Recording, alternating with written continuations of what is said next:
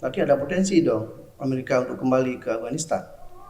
Bukan hanya potensi kembali, mereka tidak sepenuhnya pergi. Oh begitu. Jangan-jangan abang sepertinya sangat pro Cina ya?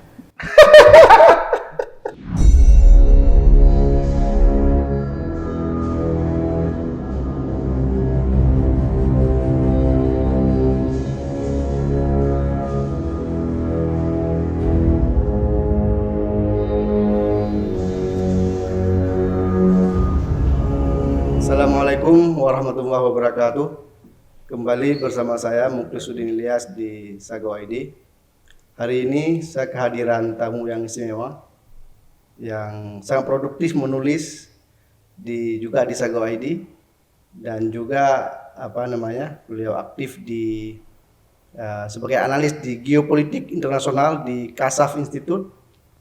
Saya sapa beliau, Bang Novendra DJ. Pak Warong, siapa? Sehat, alhamdulillah.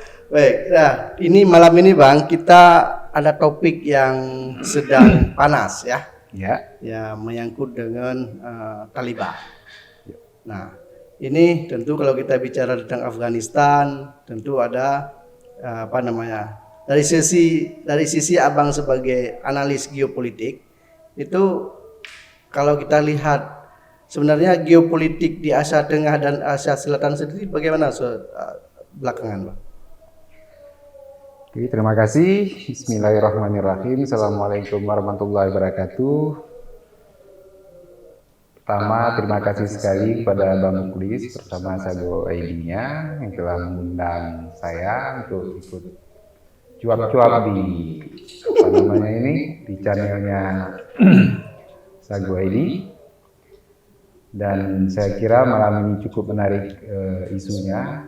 Kita melihat yang pandangan mata dunia pada hari ini tertuju ke sana semua, di Afghanistan, tepatnya di wilayah geopolitik Asia Tengah, tepatnya di persimpangan Asia Tengah dan Selatan. Kenapa disebut persimpangan?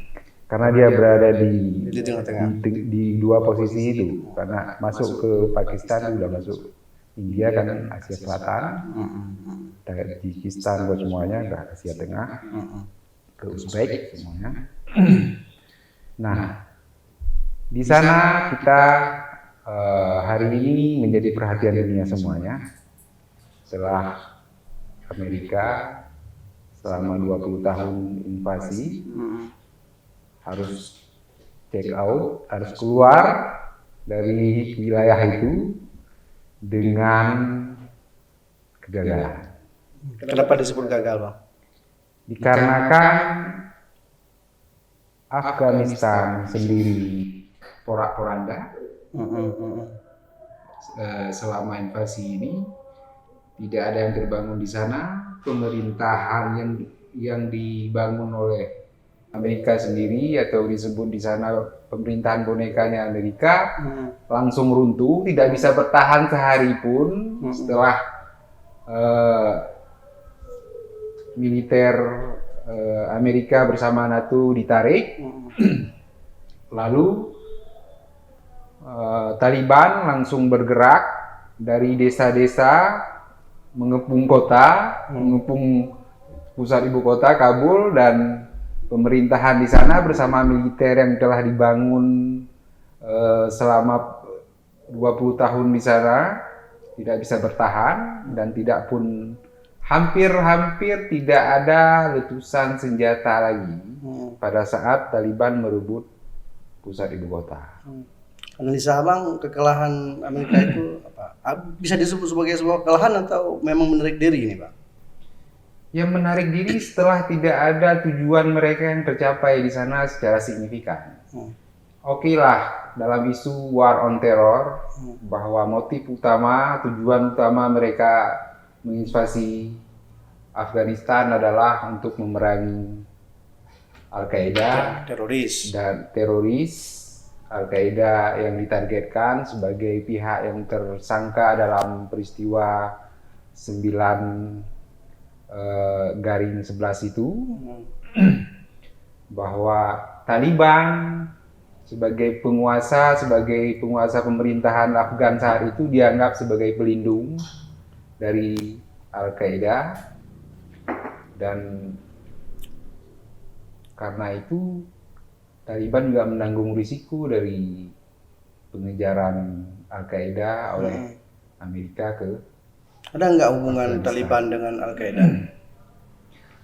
Pertama yang harus kita lihat bahwa Taliban ini murni kelompok yang punya visi localized, punya visi yang spesifik untuk Afghanistan. Mereka betul secara ideologi mereka gerakan politik Islam. Mereka ingin membangun negara mereka berdasarkan sistem politik Islam dengan versi mereka. Kemudian ada Al-Qaeda, ini sebagai kelompok gerakan teroris transnasional. Jadi mereka beroperasi di seluruh dunia, tapi mengambil base di Afghanistan sebagai pos utama mereka Bergerak. saat itu bergerak. Nah, Taliban dengan Al-Qaeda secara ideologi beda, secara cakupan ideologi beda, basis rekrutmen juga berbeda. Taliban itu merekrut orang-orang dari lokal Afghanistan sendiri, dan utamanya suku Pashtun yang memang dominan di sana, dan Taliban memang sangat Pashtun. Di sana itu Pashtun yang sangat dominan. Yang kedua ada suku Tajik. Berarti di sana memang keterlibatan suku itu tinggi sekali. Tinggi sekali, kuat sekali. Dan konflik suku juga tinggi. Tinggi, sangat tinggi. Persaingan antara suku di sana. Suku-suku ini juga desa-desa di sana itu ada yang namanya warlord, panglima-panglima perang. Itu kelompok-kelompok atau orang-orang yang apapun yang ingin dibuat, kita harus negosiasi dengan mereka nih, warlord ini.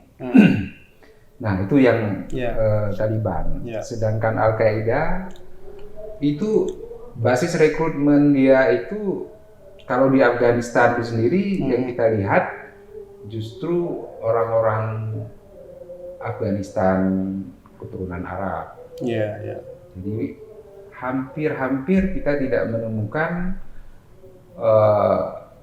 teroris yang terlibat di banyak peristiwa penyerangan atau di Suriah sendiri yang juga Al-Qaeda masuk di sana. Itu yang keturunan asli Afghanistan. Hampir nggak ada. Berarti kebanyakan suku di Afghanistan itu emang dia masuk Taliban, atau ada banyak juga yang masuk ke Al-Qaeda? Ada juga, cuman yang lebih utama di sana ke Talibannya. Ke Talibannya, yang ke Al-Qaedanya itu lebih banyak ke yang keturunan Arabnya. Nah, di sini yang disebut bahwa kita harus memisahkan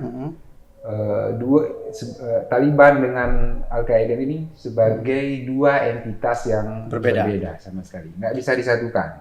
Nah, kesalahan Amerika menyatukan ini sebagai sebuah entitas yang sama, dan diopinikan melalui media arus utama mereka bahwa ini entitas yang sama, sehingga orang blur untuk melihat perbedaan-perbedaan ini. Nah, itu saya kira kesalahan pertama ada di situ juga. Berarti itu salah satu alasan kegagalan Amerika juga. Ya, kalaupun dianggap itu apakah itu disengaja, itu urusan lain. Tapi kalau kita melihat itu sebagai mana adanya, ya itu sebuah kesalahan. Menyamakan dua entitas yang berbeda ini. Gitu. Oke. Posisinya sekarang berarti di Afghanistan itu boleh dikatakan berarti Amerika sudah keluar dari dari Afghanistan. Dan analisa Abang, situasi ada yang pro juga kan? Ada apa dampak yang ditimbulkan dari keluarnya Amerika? Oke, itu pertanyaan yang menarik. Saya pikir karena semua orang juga fokus bagaimana pasca penarikan ini.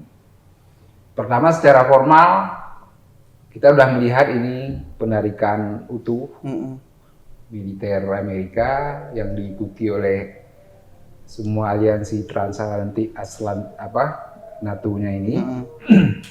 Kemudian mungkin secara informal nggak seluruhnya, bahwa nggak semua ditarik, bahwa pasti ada jejak-jejak yang ditinggalkan. Bagaimanapun ini wilayah geopolitik yang penting. Bagaimana pengaruh kontrol keamanan, kepentingan politik ekonomi, persaingan terkait dengan berbagai sisi geopolitik ada di sini, dan penting sebagai wilayah Eurasia. Itu Amerika tetap harus hadir. Berarti ada potensi dong Amerika untuk kembali ke Afghanistan. Bukan hanya potensi kembali, mereka tidak sepenuhnya pergi. Oh begitu. Berarti itu bagian pada soft strategi juga. Iya. Ya artinya seperti yang tulisan saya terakhir. Ya. Itu memuat tentang mungkinkah atau adakah bom waktu Amerika ditinggalkan di sana sehingga Cina yang digembar-gemborkan akan masuk ke sana akan terjebak dalam rawa konflik baru, dalam rawa konflik asimetris di sana. Rusia juga demikian, Iran yang mencoba terlibat untuk sama-sama ingin mendorong stabilitas di sana juga akan mungkin terlibat dalam suatu front asimetris lagi di situ. Itu mungkin akan terjadi karena Taliban sendiri telah menemukan banyak yang disebut dengan kelompok-kelompok kolaborator. Kalau kita di sini, misalnya di Aceh dulu namanya kelompok informan, intel, semuanya yang mereka telah dilatih dengan operasi khusus dan mereka siap untuk diaktifkan kembali apa yang harus mereka lakukan di sana. Nah, itu menjadi perhatian dan kehati-hatian dari Taliban sendiri dan juga Cina dan Rusia di sana. Berarti intinya Amerika itu enggak langsung pamit untuk G-Subba itu ya, tapi tetap dia tetap masih dalam pantauan berarti. Ya. Tidak. Sebenarnya dimanapun kita nggak bisa mencurigainya sebagai semua sudah usai. Selalu ada atau jangan-jangan ini adalah sesuatu di balik layar. Atau jangan-jangan Bang ini bagian daripada wait and see-nya Amerika. Ini kalau pemerintahan baru ini yang baru saja dilantik 2 hari yang lalu, pemerintahan baru, kemudian apakah mau bergerak ke Cina atau mereka atau jangan-jangan ini upaya, ada nggak potensi pemerintahan baru Taliban untuk berhubungan dengan pemerintahan Cina? Oke.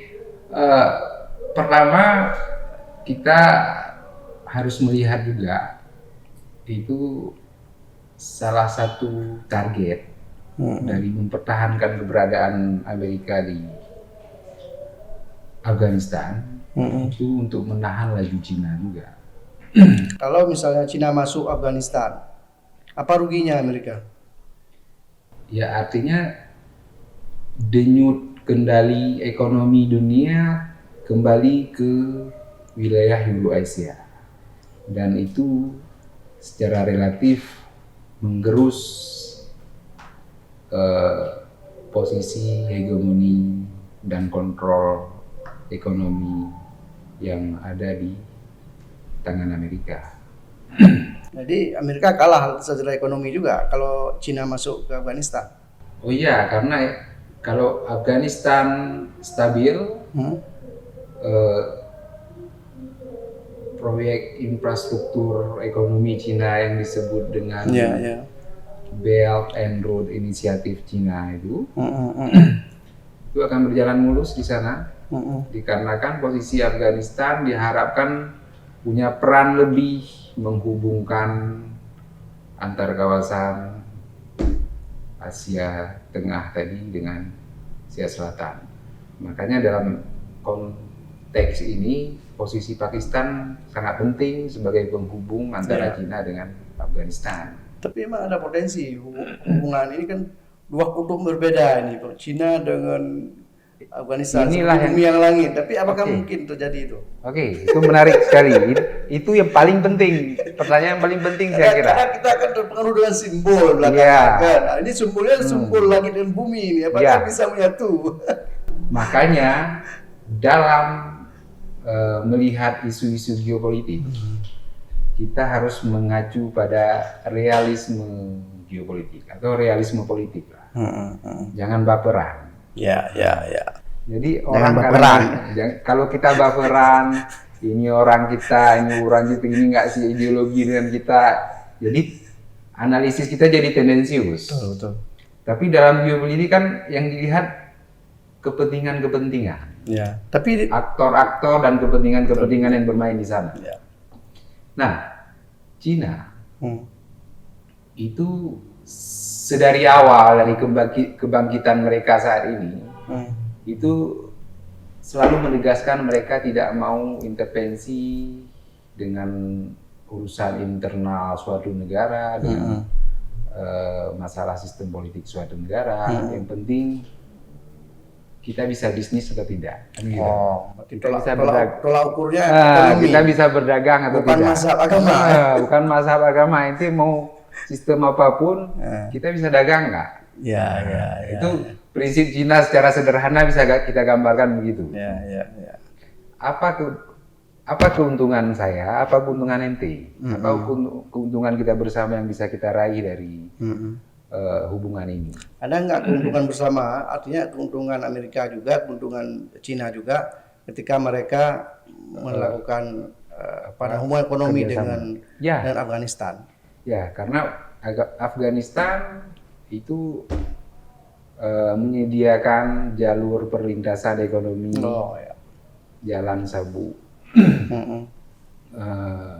Road Seal tadi, sabuk sutra itu atau jalan sutra, yang menghubungkan Cina, Tajikistan, Afghanistan. Nanti ini akan juga menyatukan Barat dengan Timur sampai ke Rusia hingga masuk ke Eropa. Jadi kalau udah tembus ke Rusia kan masuk Eropa. Yang perlu kita tahu, Rusia itu berbatasan dengan Cina. Kemudian juga Afghanistan juga berbagi perbatasan dengan Cina. Mereka bisa mengambil jalur itu untuk jalur koridor transportasi, sehingga pergerakan barang akan melewati Afghanistan juga. Dan yang paling penting juga urusan sumber daya alam kan. Bagaimana urusan yang lagi hot, lagi isunya rame sekarang nih. Ini Afghanistan menyimpan tambang litium yang besar, bahwa itu masa depan dunia itu ditentukan oleh. Ada enggak tuh? Ya betul. Ada.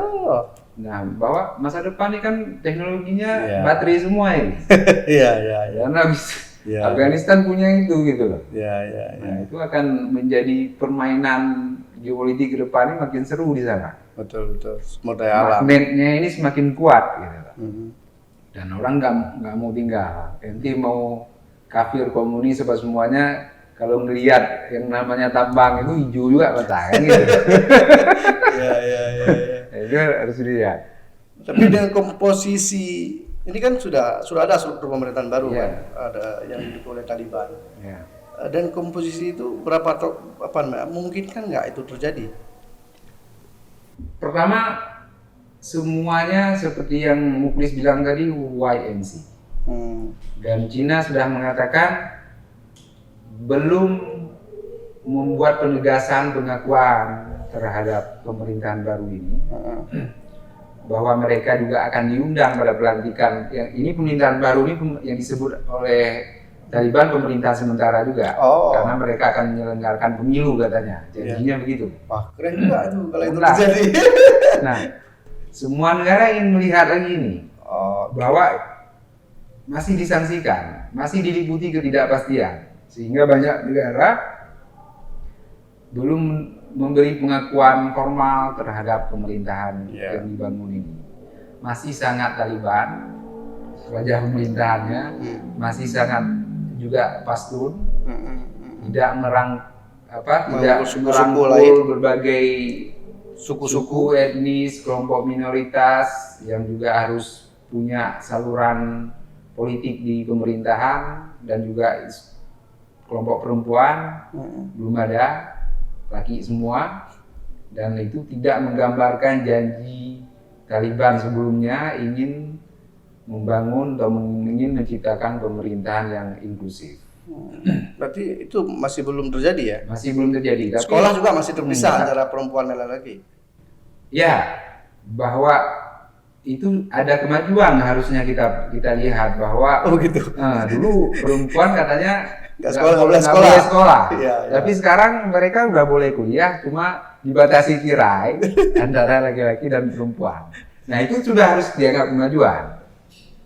Dan kita tidak bisa mengharapkan Taliban sepertinya di Barat, nggak mungkin itu. Iya, iya. Bahwa ini bukan kelompok yang menganut sistem politik liberal, Ya. bahwa mereka punya acuannya sendiri terkait dengan sistem pemerintahan, dan itu yang gagal dihargai oleh Barat sebenarnya. Barat selalu ingin memaksa sistem politik dia kan di Iya, mana-mana iya, kan, iya. dengan isu-isu liberalismenya. Jadi di bawah pemerintahan baru ini, walaupun seperti yang abang katakan ini masih sementara, respon dunia internasional juga belum begitu baik sebenarnya terhadap Taliban. Ya, sejauh ini masih diliputi ketidakpastian.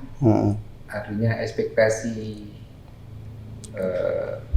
Afghanistan akan langsung mencapai stabilitas politik dan dapat menangani isu-isu krisis kemanusiaan Ya. belum terlihat, dan kepercayaan komunitas internasional masih belum bisa sepenuhnya terhadap Ya. Taliban dengan postur pemerintahan yang ada sekarang yang Ya, ya.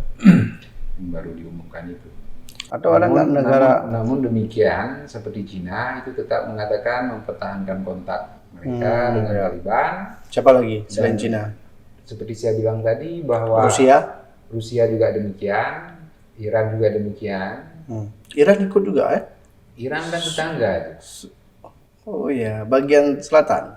Ya, nanti mereka juga terkait dengan isu keamanan, bahwa di sana dari sana mereka berhadapan dengan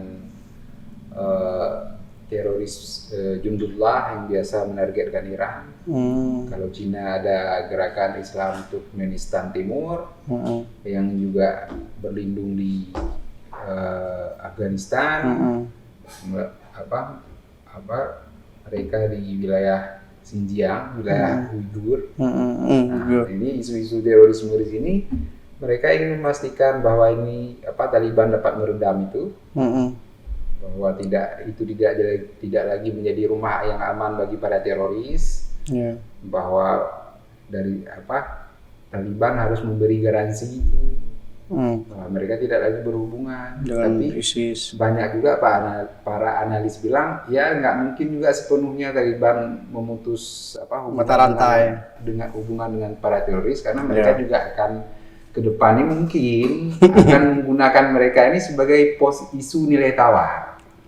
Oke, ya. Kan tahu sendiri bagaimana isu nilai tawar kan, bahwa kita butuh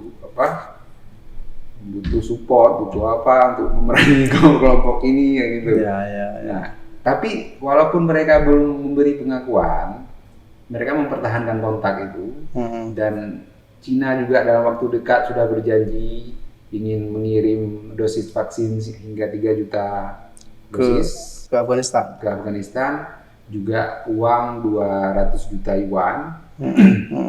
Dan itu hari ini saya baca mereka sudah memulai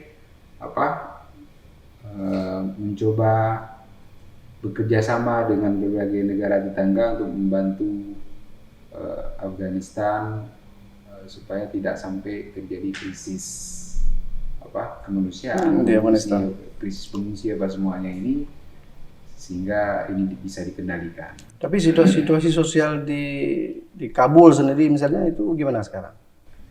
Ya, sekarang masih dalam risiko tinggi untuk terjadinya yang namanya krisis kemanusiaan. Ada nggak potensi itu? Besar potensi nggak? Besar potensinya dikarenakan Barat, Amerika sendiri memberi sanksi, IMF sendiri tidak mengucurkan lagi bantuan, subsistem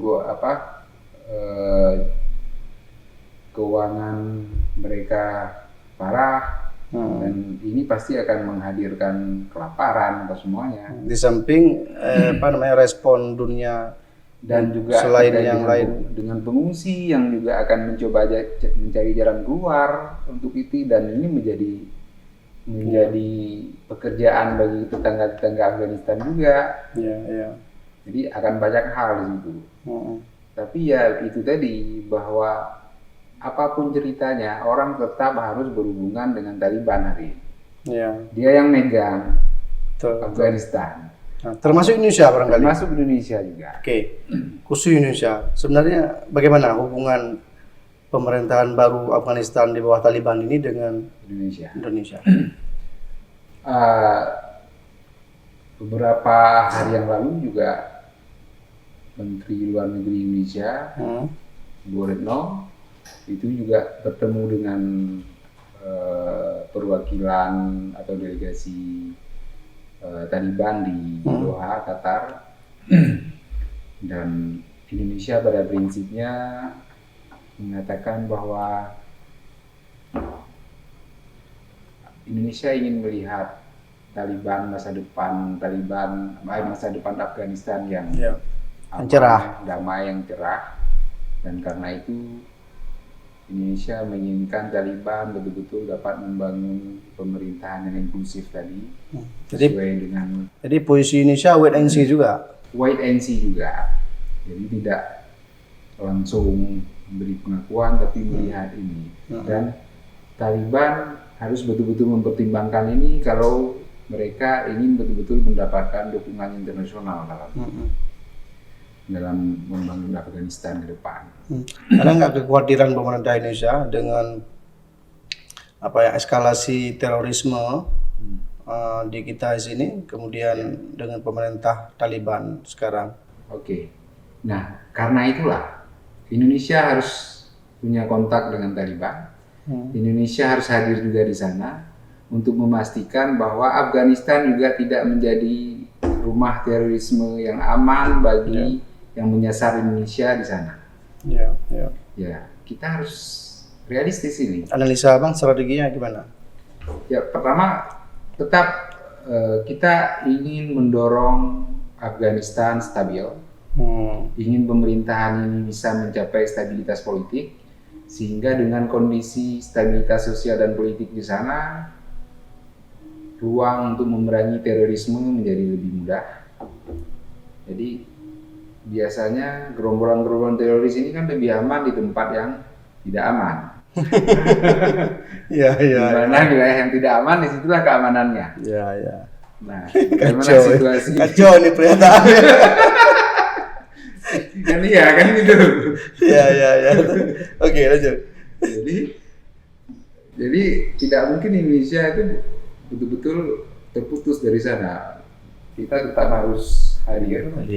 Harus terhubung dengan pemerintahan yang ada sekarang. Dan bahwa kita harus berperan aktif juga untuk mendorong pemerintahan ini betul-betul tercapai dengan postur yang inklusif tadi, sehingga masa depan Afghanistan jauh lebih baik daripada sejarah masa lalunya yang penuh dengan konflik internal. Jadi secara formal kenegaraan nanti ikut hadir. Bagaimana dengan pendekatan non formal misalnya? Apakah misalnya contoh kehadiran JK misalnya yang jauh hari itu membangun hubungan dengan beberapa tokoh penting dari Taliban? Ya, itu kan inisiatif non formal, mungkin ada tokoh-tokoh yang itu hal yang lain lagi kita lihat. Dan bahwa ada juga hal-hal yang bermain di belakang layar kita juga nggak tahu. Seperti pengakuan dari BIN sendiri bahwa mereka selalu hadir di Afghanistan menyusup ke kelompok teroris untuk memastikan bahwa tidak ada pencegahan risiko dini terhadap rencana-rencana serangan terorisme di Indonesia. Itu juga dikerjakan di sana gitu. Diantisipasi dari sumbernya. Berarti stabilitas Afghanistan di bawah pemerintahan Taliban itu sangat memiliki pengaruh juga terhadap stabilitas kita. Ya, itu yang sangat menentukan. Makanya kita harus berpartisipasi untuk itu. Untuk mendorong supaya Taliban lebih inklusif, lebih bisa membangun pemerintah yang inklusif, sehingga dia bisa menyelesaikan persoalan internal Afghanistan sendiri, sehingga konflik-konflik suku, konflik-konflik kelompok kepentingan ini bisa lebih diredam dengan keterwakilan kelompok di pemerintahan barunya. Tapi biasanya kan konflik suku itu lama dia. Pasti itu lama, tapi biasanya kebijakan-kebijakan politik dalam postur pemerintahan itu juga mempercepat meredam persoalan-persoalan perbedaan ini. Dan bahwa kita berharap Afgan langsung mencapai stabilitas itu hampir nggak mungkin. Bayangkan saja itu bukan hanya 20 tahun pasca invasi Afghanistan ini dalam keadaan kacau balau dan hancur lebur. Mulai dari kemenangan kelompok sosialis, kemudian dihajar oleh mujahidin dengan sokongan Amerika, dengan kelompok ini di backup oleh Rusia, oleh Soviet waktu itu. Dan sejarah itu panjang sekali. Dan Rusia kan dekat juga dengan Taliban. Saat ini mereka dulu dekat ya? Enggak. Oh gitu. Enggak, karena dulu ada yang namanya kan Mujahidin. Mujahidin itu yang dekat dengan Rusia era yang itu kelompok sosialis sekuler yang sempat menguasai Afghanistan setelah kudeta. Gitu. Dan itu jauh lebih kuat daripada pemerintahan yang dibangun oleh Amerika saat ini. Karena setelah Soviet keluar, yang sekarang ketergantungan tinggi sekali sama Amerika. Dulu yang setelah Soviet keluar, mereka bisa bertahan hampir 4 tahun, 4,5 tahun. Tidak seperti yang sekarang, tidak sehari pun mereka bertahan. Terima kasih Bang, ini diskusi kita lumayan luar biasa juga ya. Ini saya diskusi pertama juga nih soal Taliban ini. Ya, tapi saya baca tulisan Bang tuh di Sago ID. Ada beberapa tulisan Bang Sago ID yang khusus kalau enggak dua ya. Ya Cina ya Maya. Ya, dan terkait dengan Afghanistan juga terhubung dengan Cina. Oh gitu. Tapi kayak jangan-jangan Abang sepertinya sangat pro Cina ya? Itulah tadi saya realisme politik. Geopolitik itu kita harus sangat realis melihat kepentingan yang bermain di suatu kawasan. Baik, makasih Bang. Tapi nanti kita undang lagi ya Bang untuk diskusi Insyaallah dengan isu-isu geopolitik ya. Kan kita selalu sudah ikuti situasi di sana dan ini juga membawa maslahat ya untuk kita di sini. Makasih Bang Novendra. Makasih juga untuk para rekan-rekan Sago ID dan kita berjumpa pada kesempatan yang lain. Assalamualaikum warahmatullahi wabarakatuh. Sago ID, jangan lupa subscribe dan nyalakan loncengnya.